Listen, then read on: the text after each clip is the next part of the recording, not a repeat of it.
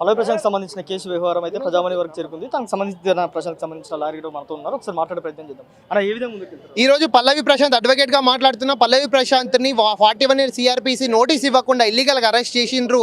దీంట్లో కేటీఆర్ కుట్ర ఉంది, plus SHO and ACP of జూబ్లీస్ అంటే దాంట్లో అవినాభావ సంబంధాలను, ఎందుకంటే మన రేవంత్ రెడ్డి గారు సీఎం గారు కేసీఆర్ అవినీతిని బయట పెడతారు. దీన్ని తప్పించుకోవడానికి మీడియా దృష్టిని మళ్లించడానికి ఇదంతా డ్రామా జరిగింది.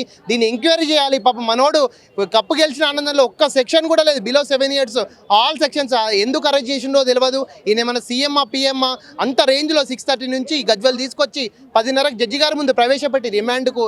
ఇదంతా తప్పు. ఇట్లా డ్రామాలు ఆడొద్దు. ఇట్లా డ్రామాలు ఆడితే ప్రతిపక్షం కూడా ఉండదని మనం చేసుకుంటున్నాం. ఎన్ని రోజులు బెయిల్ వచ్చే ఛాన్స్ ఉందన్న? 100% ఈ రోజు వచ్చే అవకాశం ఉందండి. నిన్న పాజిటివ్గానే వాదనలు జరిగాయి. మన సైడ్ న్యాయం ఉందని కోరుకుంటున్నాం. థ్యాంక్ యూ అన్న. అయితే చూశారు కదా, పల్లవి ప్రశాంత్ సంబంధించిన లాయర్ అయితే రాజేష్ అయితే ఉన్నారో, తనకు సంబంధించిన పల్లవి ప్రశాంత్ ఇవాళ అయితే ఖచ్చితంగా దానికి సంబంధించిన వాదనలు అయితే జరిగాయి. త్వరలోనే తను రిజీవ్ కాబోతున్నాడని చెప్పి చెప్పడం జరిగింది. కెమెరామెన్ సతీష్తో నాగరాజ్, ప్రజావాణి నుంచి.